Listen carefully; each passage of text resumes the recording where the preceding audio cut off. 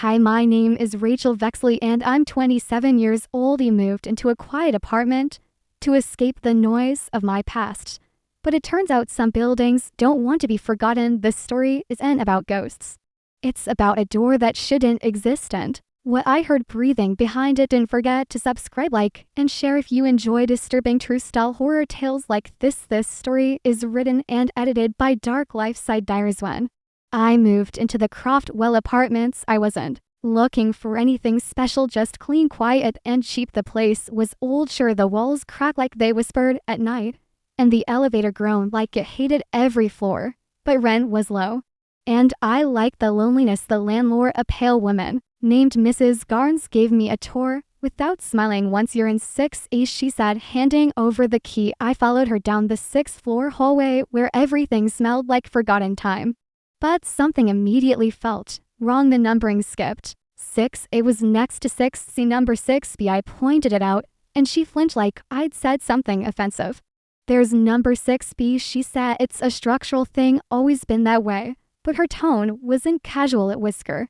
It did like she'd practiced that lie 100 to Messer week and things were fine. I worked from home, eat instant noodles, ignored the draft from my window. But every night between 2:03 and 2:06 a.m. I'd hear something, a knock. Not on my door, on the wall between 6A and 6C, a space that shouldn't exist. At first I thought it was just pipes or air pressure, but it was always 3 knocks, precise, slow, like someone wanted to be let out or invited in one night. I pressed my ear against the wall and froze. I could hear breathing, shallow, uneven, like someone injured or dead and not fully gone. I told myself I imagined it, and I kept telling myself that until the note appeared. It was slipped under my door, folded cleanly. No handwriting, just printed words in block font. Stop listening, she hears you. I didn't sleep that night. I sat in my tiny kitchen, the note on the table, my ears straining for any sound. At 2:03 a.m. the knocking came again, 3 times, followed by something new, scratching, faint but deliberate, like nails dragging across concrete. Then silence, and then from the wall, a voice. Rachel, you opened it. My heart nearly stopped. I grabbed my keys and bolted to the hallway, planning to leave for a motel. But when I opened my door, the hallway was rung longer, dimmer. The air felt heavy, like I was underwater. And then I saw it, a door right where 6B should be, would rot in, the number crooked and rusted. But now it was there, and someone was knocking from the inside. I stood there in the hallway, barefoot, heart punching against my ribs like it wanted to escape. Before I could, the door to 6B was real now, heavy, old, and soaked with a kind of darkness you don't just see, you feel. It hadn't been there the day before. I walked past that wall a dozen times, and yet here it was, and someone or something inside was knocking. 3 slow, deliberate knocks, the kind that aren't asking, they're waiting.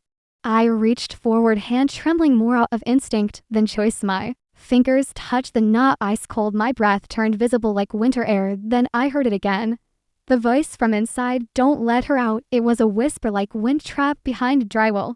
But it said her, not me. That was when the doorknob moved on its own and turned halfway before jamming. I backed away slowly, eyes locked on the brass handle that was twitching now like it was alive. I turned to run, and Mrs. Garnes was standing at the far end of the hallway in her nightgown, barefoot, staring at mesh. Didn't speak, just walked slowly toward me, as if her bones didn't quite fit inside her skin anymore. Her eyes weren't tired, they were terrified. You saw it, she said, not a question, a statement. I didn't open it, I replied, voice breaking. It opened itself. She shook her head. It never opens unless someone notices. I swallowed hard. Who's in there? Her lips pressed into a thin line.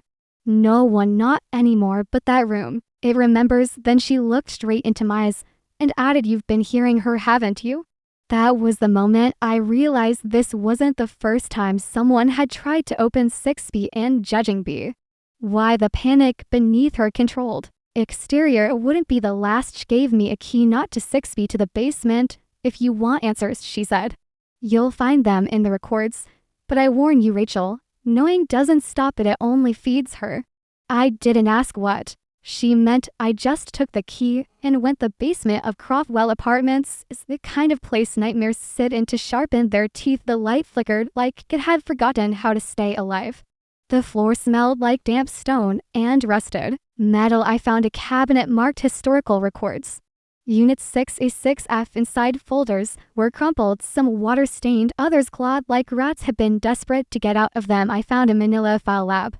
LD6B. Incident. My hands shook as I opened it. Inside was a single black and white photo. It showed a girl, maybe 20, sitting in a straight-backed chair in the middle of the room. Her eyes were completely black. Not shadowed, just black, like ink spill across her irises. Underneath the photo was a short handwritten note. June 3, 1964. She said her name was Rachel. What? No one in the building had ever seen her before she disappeared the next day. Door sealed by order of building management. Do not unlock. I dropped the folder. My ears rang. Tell me name it. This was 60 years ago then. The lights in the basement went out. When the basement lights went out, the silence that followed wasn't empty. It was thick, like it was waiting to be filled with the sound of my scream. I didn't give it the satisfaction. My phone flashlight flicked on, and I backed away from the open drawer, heart galloping. The photo still burned into my vision. That girl sitting straight, eyes black, mouth shut, hands folded. She didn't just look like me, she was me. Same eyes, same nose, even the little scar above my left eyebrow. But this photo was dated 1964. It made no sense unless time, like space in this building, didn't follow the same rules. I shoved the file back into the drawer and turned to leave. But someone or something had closed the basement door behind me. I didn't hear it, didn't see it, but I felt it, like the air had thickened, and now I was breathing inside a memory that wasn't mine. I raced up the stairs to at a time, chest pounding, key clutched in my palm like a weapon. The hallway on the 6th floor was dark, not dim, not shadowed, dark. All the doors were gone, every one of them. Just smooth, endless walls on both sides except for one door at the end of the hallway, room 6B. Its number wasn't rusted anymore. It was freshly painted gold and gleaming. The air around it shimmered like heat on asphalt, and from the other side, I heard the sound I feared most, my own voice. I pressed my ear to the wood, and I heard myself whispering, repeating the same words over and over.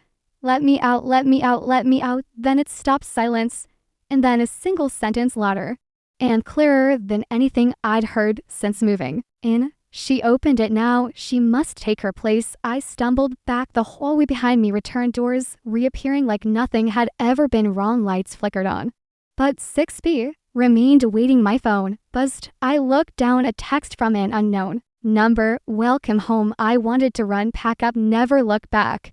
But deep down, I knew it wouldn't help, because this place wasn't haunted by a ghost. It was haunted by a pattern, a loop. And I had stepped right into it. I did the only thing left to do. I opened the door. Inside was a room drenched in shadow, but in the center, lit by a single swinging bulb, was the same chair from the photo, empty, waiting, and in the corner, a mirror cracked, faintly reflecting me, but only part of me. My mouth in the reflection moved on its own, mouthing words I hadn't spoken. I stepped forward. The door slammed shut behind me, locked. Then I heard her, the girl from the photo, from the past. From the mirror, she whispered, sit down, or she won't leave. The room wasn't big, but it stretched in a way that made space feel wrong, like a dream hallway that gets longer the faster you run. The chair in the center was waiting, same one from the photo. Same curve in the wood grain, same faint burn mark on the seat, like someone once tried to escape it with fire. The mirror in the corner trembled, not because of any breeze, but like something behind the glass was breathing too fast. And the light above a single swing bulb flickered like it had grown tired of choosing which version of me to shine on. I stepped inside slowly. The door behind me didn't just close, it sealed with a sound like 1,000 locks turning at once. And in the silence that followed, I finally saw her. Stepped from behind the chair like she'd always been there, my height, my frame, my face. But her eyes weren't mine anymore. They were older, grayer, as if they'd seen too many years crammed into too small a space. Her mouth didn't move when I spoke, but I felt her answer in my bones. I waited. She said, her voice a vibration in my spine. You came late. I couldn't speak. My mouth was dry and my thoughts felt like static. What are you? I finally managed. Her head tilted gently. I was you. I was her. I was the one who noticed, who listened too closely, who opened the door not with keys, but with belief. She walked over to the mirror where my reflection still lagged behind, blinking slower than me, mouthing things I hadn't said. This place remembers, who unlocks every 60 years the loop resets and someone always answers the knock. I look down at the chair. Is that where it happens? She nodded. It's not punishment, it's memory. Someone must hold the room. Sit in the silence, keep the loop from unraveling. My heart thundered. I'm not her. I didn't mean to, but she raised her hand. You are her now because she left and you came. One sits, one walks free. That's always been the trade. A low hum filled the room, growing louder, vibrating through the floor like the building itself was exhaling. My legs moved on their own toward the chair, toward the choice. The mirror showed diversions of me now, one standing, one already seated, and then I saw her, the version who left, fading from view, walking backward into the mirror's glass, smiling, crying free. The hum turned to whispers. Thousands of voices layered over each other, names, dates, all women, all who sat here, all who stayed. So someone else could Levius. I sat, the light above me steadied the door unsealed. I heard footsteps in the hallway, a knock on another door. The next one had already arrived. But I would stay. I understood now. The building didn't trap you, it invited you to remember, and I accepted. I don't remember falling asleep. I don't remember time passing at all. I only remember waking up, already sitting, hands on my knees, spine straight, head tilted just slightly downward, as if I'd been that way for hours or years. The room was silent now, no flickering bulb, no mirror, just me, the chair, and the walls, breathing gently like lungs, inhaling old memories. At first I thought I was alone, but then I heard it. A knock, not on the door to 6B, but through it on the other side, like someone had already stepped into the building. Noticed the empty space and started to wonder. I stood slowly, my legs ached even though I hadn't moved. My thoughts felt fractured. I couldn't tell how long I'd been here, but when I looked down, the floor was different, covered in faint footprints, dusty outlines in and out of the chairs, some large, some small, all fading as if they'd never mattered at all. Then I heard the voice again, not the version of me that stayed, not the girl from 1960, for a new voice, nervous, whispering just outside the door. Hello, is anyone in there? A pause, then I got a note. I was told to come alone. My heart cracked in a way I didn't think was still possible. She sounded young, maybe 20, scared, hopeful like I had been. I stepped toward the door, my fingers brushing the old knob. It wasn't cold anymore, it was warm, almost alive. The door didn't open, but I could feel her on the other side. I didn't speak, I didn't knock, I didn't need to. The house had already chosen her, and the loop had already begun. One stays, one leaves. That is the rule, that is the rhythm of room 6B. I sat back in the chair and closed my eyes. The silence returned, but not like before. This silence didn't weigh on me, it held me gently. The room didn't punish, it preserved. I remembered. I thought about the girl. I was the girl in the photo, the Rachel from 1960. For were we the same? Were we echoes of the same soul, recycled through decades of lost footsteps and unfinished stories? I didn't know, but I wasn't afraid anymore. This place wasn't a tomb, it was a threshold, and someone had to guard it. I heard the new girl step away from the door. I heard her whisper, I'm not crazy, to herself. I knew she'd be back. They always come back, curious, brave, broken, or desperate, and when she does, the door will show itself again, just like it did for me. I am not a ghost, I am not a prisoner. I am a keeper of memory, and when the knocking starts again, I'll be waiting. Her name was Alina. I learned it without her ever telling me. That's how the room works now. When she returned to the hallway a week later, looking exhausted and thinner, her eyes held the same cautious fear mine once did. She ran her fingers across the wall where 6B should have been. She even knocked. No one answered, not yet. The room was still listening, still choosing. I watched her through the mirror. It had returned to the corner of the room, cracked again, its reflection warped like wet glass. Alina had that look, the kind people get when they can't remember if a nightmare was real. I felt her thoughts swirl like fog. Did I imagine the door? Why did no one else see it? I wanted to warn her, to scream, but I couldn't, because now I'm part of the room. It doesn't feel like death, not exactly. It feels like being woven into a memory that isn't yours, but becomes yours over time. I don't sleep, I don't eat, but I exist. I feel, I remember, and when the room wants me to move, I do. When it wants silence, I become it. The chair isn't just a chair, it's the heart of the loop, the place where one soul is held suspended so another can roam free. I remember when it was my turn to knock. I remember The fear, the noise, the note, she hears you, and now, Idolina began talking to the wall. She thought no one was listening. But I heard every whispered confession, every dream. She couldn't forget every moment she stood in front of where 6B used to be, begging for someone to believe her. The building knew she was ready. So one night, the hallway shifted again. Doors vanished, shadows stretched longer than the lights could reach. And the brass numbers glowed on that rotted door once more. 6B Alina didn't hesitate. She stepped forward, knocked once, twice, 3 times, and this time I answered. At door open and she walked inside. She saw me, not my face, but my presence, my echo.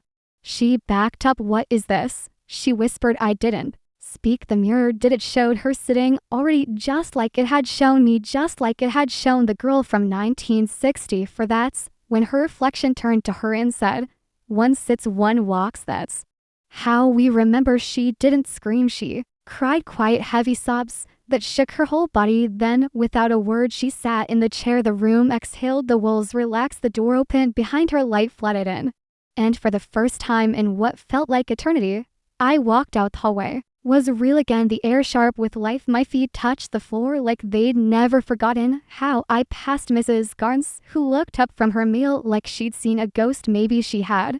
Maybe she hadn't. I didn't look back. I didn't need to, because now it was her turn. Lena will keep the room. The loop will rest until someone listens again, until someone hears the knock that was never meant for them. And if you're reading this, if you've ever passed a door that shouldn't be there, if you've ever heard breathing where no one stood, if you've ever seen a room that disappears when you look twice, don't answer, because room 6B doesn't exist except for the one who notices. If this story pulled you and chilled your spine or made you check your hallway before bed, please subscribe, like, and share. This horror story was written and edited by Dark Life Side Diaries. Tell us in the comments, did you ever see something that wasn't supposed to be there? Do you believe time can trap you in memories? Would you open the door or walk away forever?